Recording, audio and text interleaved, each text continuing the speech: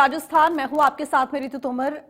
Bulletin की शुरुआत करेंगे। 33 खबरें आपका स्वागत है। भरतपुर सर्किट हाउस में पर्यटन मंत्री विश्वेंद्र सिंह ने जन सुनवाई कर लोगों की समस्याओं को सुना, जिनमें से कुछ समस्याओं का मौके पर ही अधिकारियों को समाधान के निर्देश दिए गए, वहीं कुछ समस्याओं की जांच कर समाधान के निर्देश दिए। जन सुनवाई के दौरान काफी संख्या में लोग सड़क, पानी और बिजली की समस्याएं लेकर पहुंचे थे और जन सुनवाई में पीडब्ल्यूडी के एक अधिकारी के देरी से पहुंचने पर मंत्री विश्वेंद्र सिंह ने फटकार लगाई।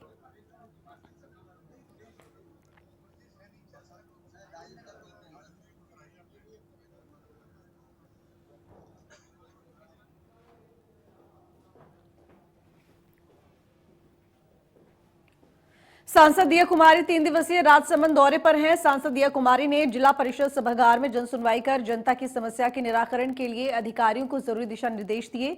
इस दौरान सांसद ने राज्य सरकार पर भाजपा के जनप्रतिनिधियों के साथ भेदभाव करने और अधिकारियों पर दबाव में काम करने का आरोप लगाया।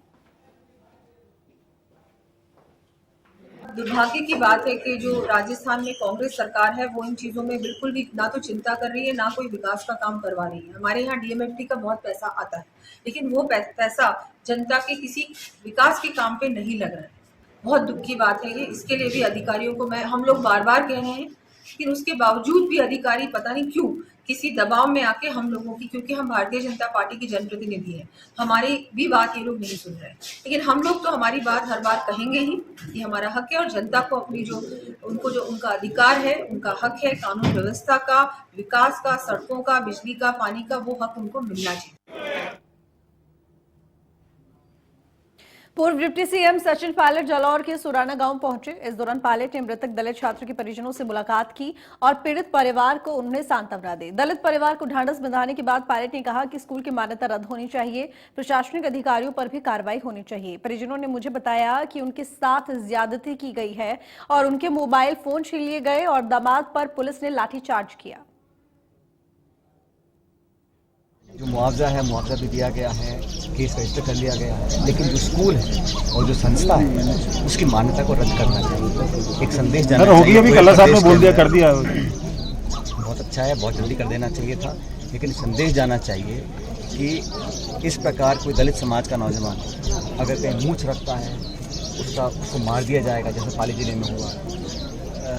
कोई दलित बच्चा है, उसकी अगर पिटाई होगी उसकी जान चली जाएगी। इस प्रकार की व्यवस्थाओं को हम वैक्सीन में हमेशा, जब भी किसी गरीब दलित आदिवासी के साथ अत्याचार हुआ है, हम उसका दुख बांटने हमेशा गए हैं और मैं उम्मीद करता हूँ कि भविष्य में इस खुले माहौल में इस प्रकार का कोई दलितों के साथ अत्याचार कर सके, ऐसी हिम्मत किसी की ना हो, ये हमको प्रदर्शित करना पड़ेगा।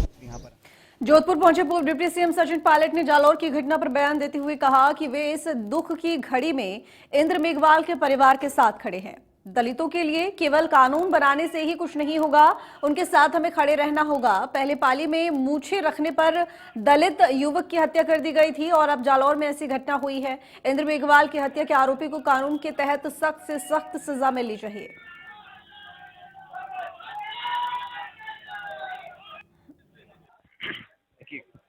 अभी हाल में जो इस मासूम बच्चे की मौत हुई जालौर जिले में, वो बहुत ही एक दुखद घटना थी और जानकारी में आया है कि इस पूरे प्रकरण की जांच बिठाई गई है और सच्चों को पुलिस प्रशासन, अधिकारी विभाग सब भगा लेंगे। लेकिन इस तरह मासूम बच्चे की जो मौत हुई है, हम सबको बहुत दुख है और मैं समझता हूँ कि जो कठोर कार्रवाई करनी है, जो अपेक्षित है, वो भी करी जाएगी। लेकिन आज मैं उस परिवार पर जो पीड़ा हुई है, जो दुख उन पर आज टूट का पड़ा है, उनका दुख बांटने के लिए, उनको सांत्वना देने के लिए, उस परिवार की हिम्मत बढ़ाने के लिए आज हम सब लोग यहाँ पर आए हैं। मैं अपनी तरफ से इनको उस मासूम बच्चे की मौत पर श्रद्धांजलि अर्पित करता हूँ और उम्मीद करता हूँ कि इस प्रकार की घटनाएं, इस पर हमेशा के लिए हमको अंकुश रोक लगानी पड़ेगी, क्योंकि इस तरह की घटनाएं जब होती हैं तो बहुत ही प्रदेश और देश में एक दुख की भावना लोगों के ज़हन में आती है।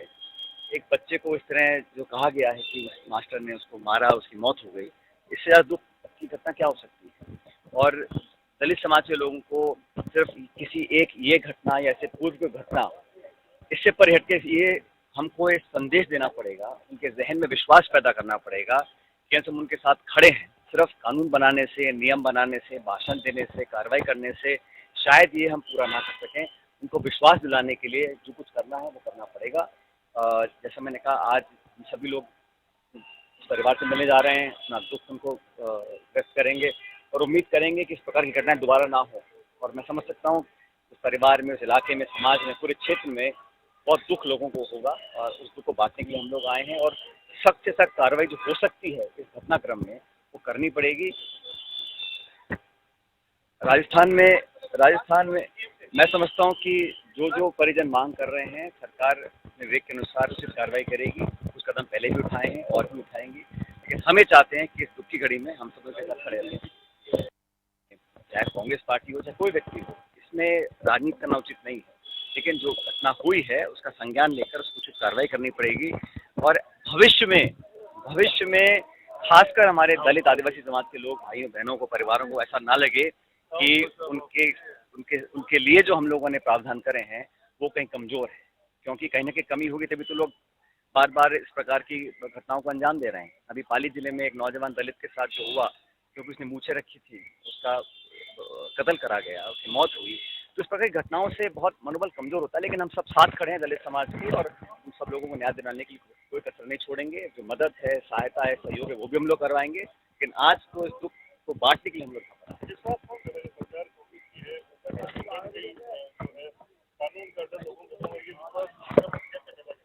लगता है सब लोग अपनी जिम्मेदारी को समझते हैं।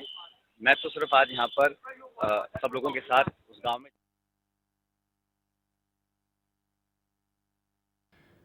अलवर के गोविंदगढ़ में हुई मॉब लिंचिंग की घटना पर भाजपा नेता अरुण चतुर्वेदी ने घटना की निंदा की है। साथ ही प्रदेश सरकार पर भी निशाना साधा है। अरुण चतुर्वेदी पहले घटना की निंदा करते हुए नजर आए, उसके बाद उन्होंने राजस्थान को अपराध की दृष्टि से नंबर 1 बताया।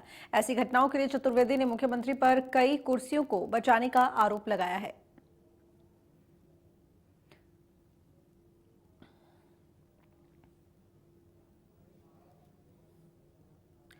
भरतपुर में राजस्थान राजस्व सेवा परिषद के आह्वान पर पटवार संघ के जिला अध्यक्ष ब्रजमोहन शर्मा पर हुए जानलेवा हमले के विरोध में कलेक्ट्रेट पर धरना प्रदर्शन कर सभी राजस्व कार्मिकों ने काली पट्टी बांधकर पेन डाउन किया। राजस्थान कानूनगो के प्रदेश वरिष्ठ उपाध्यक्ष सुशील प्रधान के नेतृत्व में दिए गए ज्ञापन में आरोपियों के खिलाफ कड़ी कार्रवाई करने की मांग की गई। इसके साथ ही तहसील स्तर पर स्थायी पुलिस जाब्ता उपलब्ध कराने, ब्रजमोहन शर्मा को सुरक्षा उपलब्ध कराने और ऐसे मामलों में व्यक्तिगत स्तर पर रिपोर्ट के बजाय सरकार की तरफ से एफआईआर दर्ज कराने की भी मांग की गई, जिस पर कलेक्टर ने जल्द कार्रवाई का आश्वासन भी दिया।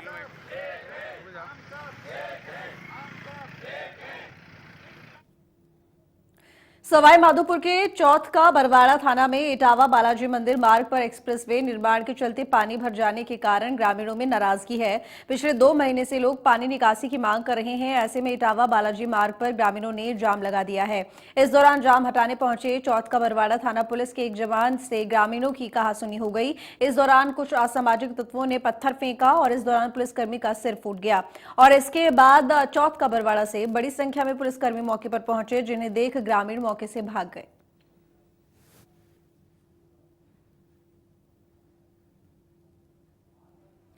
जालौर की घटना के विरोध में राजस्थान विश्वविद्यालय में पिछले 3 दिनों से छात्र धरने पर हैं और पीड़ित परिवार को 50 लाख मुआवजा देने की मांग कर रहे हैं। छात्र नेताओं का कहना है कि कन्हैया लाल हत्याकांड में सरकार ने उसके परिवार को 50 लाख रुपए और घर के 2 सदस्यों को सरकारी नौकरी दी है, लेकिन दलित बच्चे की हत्या पर परिजनों को केवल 5 लाख रुपए की सहायता देकर सरकार ने दलितों के साथ भेदभाव किया है। इसके साथ ही छात्रों ने सख्त कानून बनाते हुए आरोपी को सजा दिलाने की मांग की है। साथ ही स्कूल की मान्यता रद्द करने की मांग की है।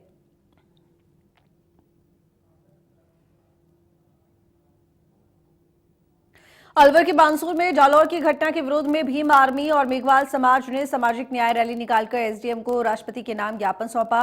इस रैली में महिलाओं ने भी बढ़ चढ़कर हिस्सा लिया और मृतक छात्र इंद्र मेघवाल के परिवार को न्याय दिलवाने के लिए सरकार से पीड़ित परिवार को 1 करोड़ रुपए आर्थिक मुआवजा और आरोपी शिक्षक को फांसी की सजा देने की मांग की है।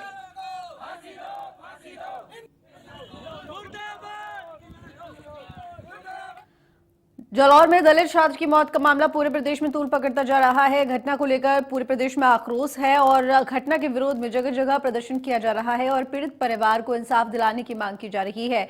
आपको प्रदर्शन की 8 अलग अलग जगहों की तस्वीरें दिखाते हैं, जहां जहां प्रदर्शन कर दोषी टीचर के खिलाफ कड़ी से कड़ी सजा दिलाने की मांग की जा रही है। इन 8 तस्वीरों में दिख रहा हर कोई दलित परिवार के साथ खड़ा नजर आ रहा है।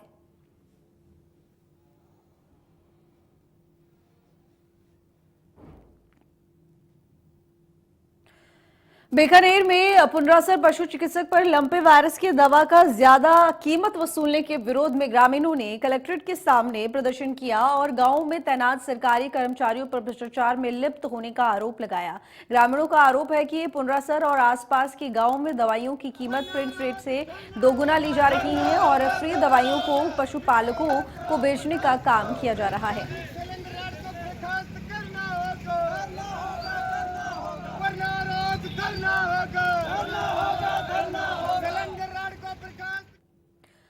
बीकानेर में एबीवीपी से जुड़े छात्रों ने राजकीय डूंगर कॉलेज में पीजी में प्रवेश की मांग को लेकर प्रदर्शन किया। छात्रों ने कॉलेज में मुख्यमंत्री की सांकेतिक शव यात्रा निकालकर पुतला दहन किया।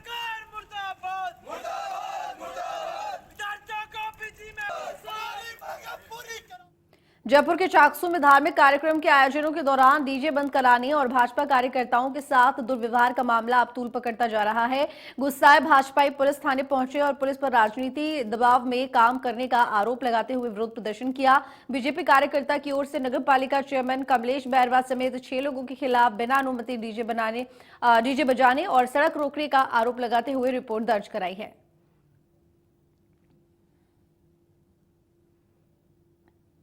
कांग्रेस के कार्यकर्ता कोई प्रोग्राम करते हैं तो उनको खुली छूट दी जाती है, वो रोड पे आवागमन बाधित होता है, फिर भी ऐसे प्रोग्राम करते हैं तो हम इनकी घोर निंदा करते हैं। और आज हमने इन कांग्रेस के पदाधिकारी और कार्यकर्ताओं के खिलाफ मुकदमा दर्ज करवाया। इन्होंने टॉक रोड पे डीजे बजाया और टेंट लगाया है, मार्ग को अवरुद्ध किया है।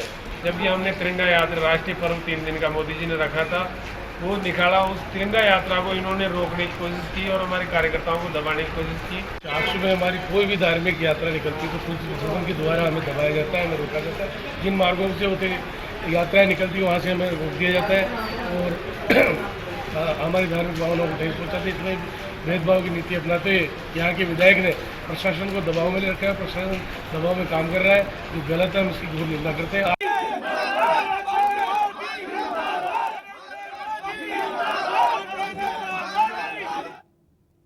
नौगढ़ जिला कलेक्टर पीयूष समारिया मकराना पहुंचे। इस दौरान उन्होंने नगर परिषद की ओर से विजय पैलेस में आयोजित प्रशासन शहरों के संघ शिविर का अवलोकन किया। इस दौरान एसडीएम और कार्यवाहक आयुक्त जेपी बेरवा भी मौजूद रहे।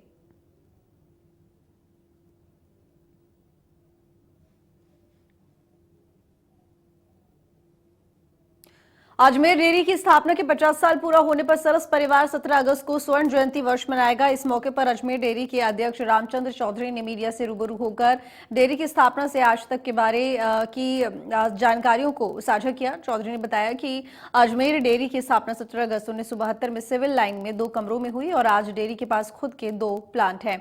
उस समय केवल 34 लीटर दूध से डेयरी की स्थापना की थी, जो आज पशुपालकों और उपभोक्ताओं के सहयोग से अजमेर डेयरी अगस्त 2022 में सरस का टर्नओवर 900 करोड़ पहुंच चुका है, जो 1990 में मात्र 2.5 करोड़ था। आज अजमेर डेयरी दूध से बने 64 उत्पादन तैयार कर रहा है, जिसकी पूरे देश में मांग है और लगातार बढ़ती जा रही है। 17 अगस्त 1972 को सिविल लाइन में 2 कमरों में कोठड़ियों में शुरू किया। पहले दिन कोठड़ी गांव में जो सराना के पास है दूध लेने गए, 34 लीटर दूध संकलित किया और उस दूध को जो है शहर में ला के उसका विपणन किया। साधारण डिब्बे से 1 लीटर वाले डिब्बे से और 5 लीटर वाले माप से। परंतु धीरे धीरे कारवा बढ़ता गया, उत्पादक और उपभोक्ता जुड़ते गए। आज हमारे पास में जो है करीबन अधिकतम दूध जो है साल में 5 लाख के करीब आ रहा है। आने वाले वर्ष में हमको उम्मीद है 6 लाख लीटर दूध आएगा। विपणन अभी हम करीबन 2,30,000 लीटर दूध प्रतिदिन विपणन कर रहे हैं औसत, और 40,000 लीटर दूध के प्रोडक्ट बना के प्रतिदिन बेच रहे हैं। तो 2,70,000 के एक तरह का मार्केटिंग हो रही है। जयपुर हेरिटेज निगम की महापौर मुनीश गुर्जर ने जन्माष्टमी और शोभा यात्रा को लेकर गोविंद देव जी मंदिर से बड़ी चौपड़, बापू बाजार, चौड़ा रास्ता, चांद पोल बाजार से गोपीनाथ मंदिर तक अधिकारियों के साथ दौरा किया। इस दौरान मेयर ने तैयारियों का जायजा लिया और तैयारियों को लेकर अधिकारियों को जरूरी निर्देश दिए। महापौर ने गोविंद देव जी मंदिर के महंत और कमेटी के सदस्यों से जन्माष्टमी और शोभा यात्रा के संबंध में चर्चा भी की। मेयर ने सफाई व्यवस्था, रंगोली, लाइटिंग, रोड लाइट और सुरक्षा की व्यवस्था के लिए अधिकारियों को निर्देश दिए। उन्होंने कहा कि व्यवस्थाओं को 2 दिन बाद फिर से देखूंगी, अगर कहीं भी कमी या अव्यवस्था पाई गई तो संबंधित अधिकारी के खिलाफ कार्रवाई की जाएगी।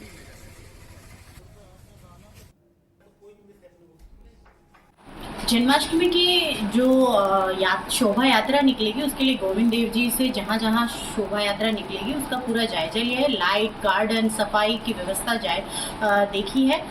सभी अधिकारी मेरे साथ थे और सारी व्यवस्थाएं बेहतर से बेहतर होने के निर्देश दिए हैं। मैं खुद जन्माष्टमी से पूर्व उसकी वापस जांच करूंगी कैसी व्यवस्थाएं हैं, किसी भी तरह की कमी नहीं रहेगी। कोरोना के बाद ये जन्माष्टमी बड़े हर्ष और उल्लास से पहली बार मन रही है, तो इसलिए किसी भी व्यवस्था का कोई कमी नहीं रहेगी।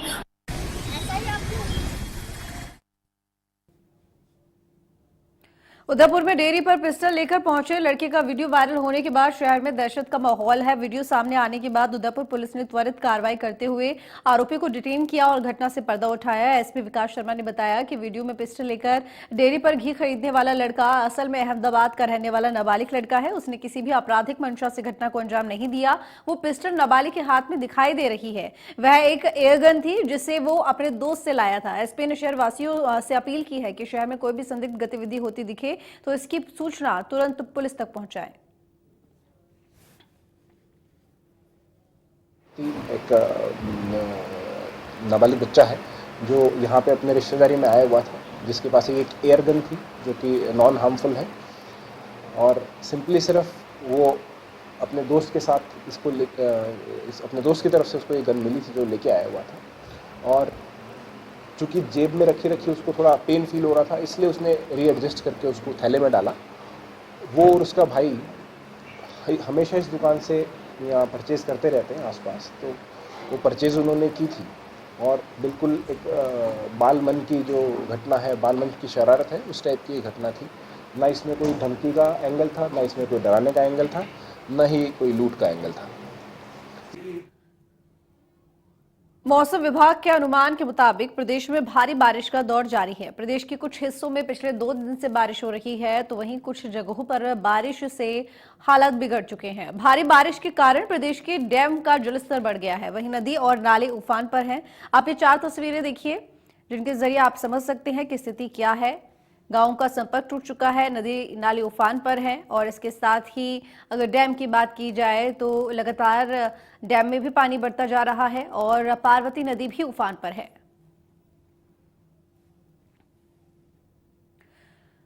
सुमेरपुर में बारिश का दौर जारी है। नदी नाले में पानी की आवक तेज हो गई है। तालाबों में भी पानी की आवक तेजी से बढ़ रही है। बारिश के कारण सुमेरपुर में कई जगहों पर पानी भरा हुआ है। पानी की निकासी नहीं होने के कारण सड़कें दरिया बन चुकी हैं।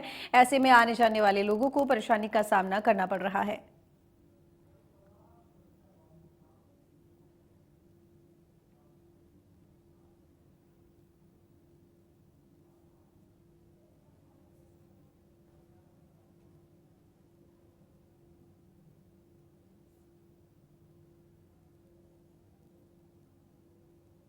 मौसम विभाग के अनुमान के मुताबिक फतेहपुर में पिछले 2 दिनों से बारिश का दौर जारी है। हालांकि बादल छाने से फतेहपुर में तापमान में 4.8 डिग्री की गिरावट दर्ज की गई है। फिलहाल मौसम विशेषज्ञों की माने तो सीकर में कल बारिश होने की संभावना है।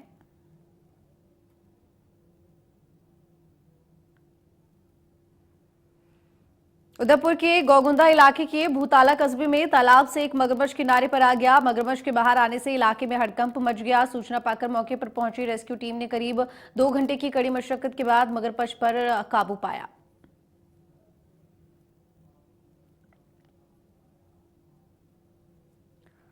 कोटा के रामगंज मंडी में पिछले 2 दिनों से बारिश का दौर जारी है। भारी बरसात से आहू नदी का जलस्तर बढ़ गया है, जिससे पायली गांव की पुलिया पर 4 फीट पानी बह गया है और पुलिया पर पानी आने से पायली गांव का सुकेत से संपर्क भी कट गया है।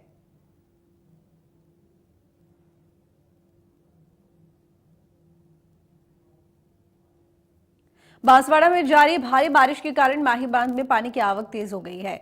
बांध में पानी की निकासी के लिए आधा मीटर 6 गेट खोले गए हैं और इस दौरान जल संसाधन मंत्री महेंद्रजीत सिंह मालविया, कलेक्टर प्रकाश चंद्र शर्मा, एसपी राजेश मीणा मौजूद रहे।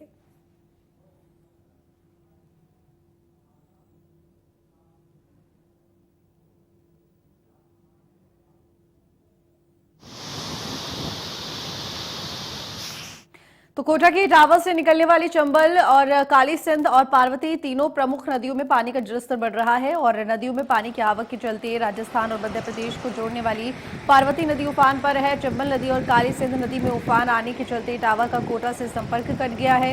इस दौरान काली सिंध नदी से पानी का जायजा लिया। इंडिया न्यूज के संवाददाता ललित बंसल ने रिपोर्ट देखी। अभी हम आकर पहुंचे हैं इटावा उपखंड क्षेत्र को जिला मुख्यालय से जोड़ने वाली काली सिंध नदी इस मानसून सत्र में दूसरी बार उफान पर आई है और नदी में उफान आने के साथ ही इटावा उपखंड मुख्यालय का जिला मुख्यालय से संपर्क करने के साथ साथ स्टेट हाईवे 70 कोटा इटावा राजमार्ग और स्टेट हाईवे 37 और 12 राजमार्ग अवरुद्ध हो गया है और इस पुलिया पर लगातार पानी का जल स्तर बढ़ रहा है। इसको लेकर उधर पूरा थाना क्षेत्र का तो इधर इटावा थाना क्षेत्र में पुलिस जवान तैनात पानी आ रहा है, कितना पानी भर रहा है क्या? यहाँ पर करीब 2 फीट पानी है, दोनों तरफ जाब्ता लगाया गया है। उधर बुढ़ादी थाने का जाब्ता तैनात है, इधर इटावा थाने से जाब्ता तैनात है। मार्ग अवरुद्ध हो गया है, करीब पुलिया पर 2-3 फीट पानी है और आवक पानी की ज़्यादा है। इस वजह से सभी वाहन चालकों को पाबंद किया है और वाहन का आवागमन बिल्कुल अवरुद्ध हो गया है।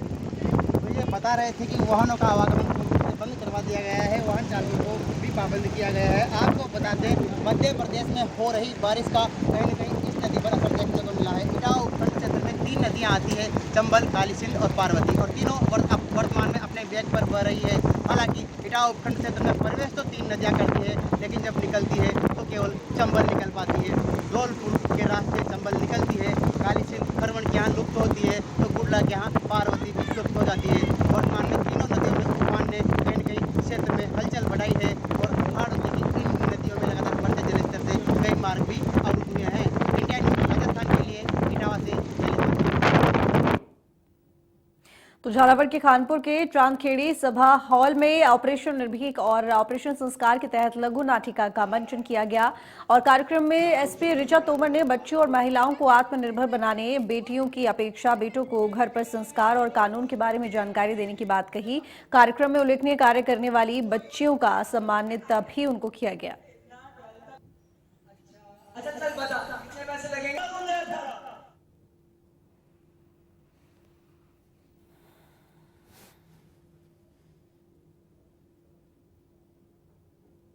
तो बेटियों को आत्मनिर्भर बनने की जानकारी दी गई, साथ ही इन्हें सम्मानित भी इस कार्यक्रम के दौरान किया गया। तो एसपी ऋचा तोमर ने जानकारी दी। तो सुमेरपुर के सेवाड़ी गांव में खेतलाजी मंदिर और बाजार में पिछले लंबे समय से सड़क पर पानी जमा होने से व्यापारी और दर्शनार्थी परेशान है। समस्या को लेकर व्यापारी अध्यक्ष रमन भाई जैन ने विधायक पुष्पेंद्र सिंह रानावत और पीडब्ल्यूडी विभाग को अवगत कराया। इसके बावजूद भी समस्या का कोई हल नहीं निकला। बारां के छबड़ा में जारी बारिश के कारण नदी नाली उफान पर है, जिसके चलते छबड़ा कस्बे का मध्य प्रदेश के इलाके से संपर्क कट गया है। पार्वती पुलिया पर पानी की चादर बिछी हुई है तो गुगोर, पार्वती सिवाया, फतेहगढ़, गुना मार्ग भी अवरुद्ध है। तो फिलहाल 33 खबर में इतना ही। देखते रहिए इंडिया न्यूज राजस्थान।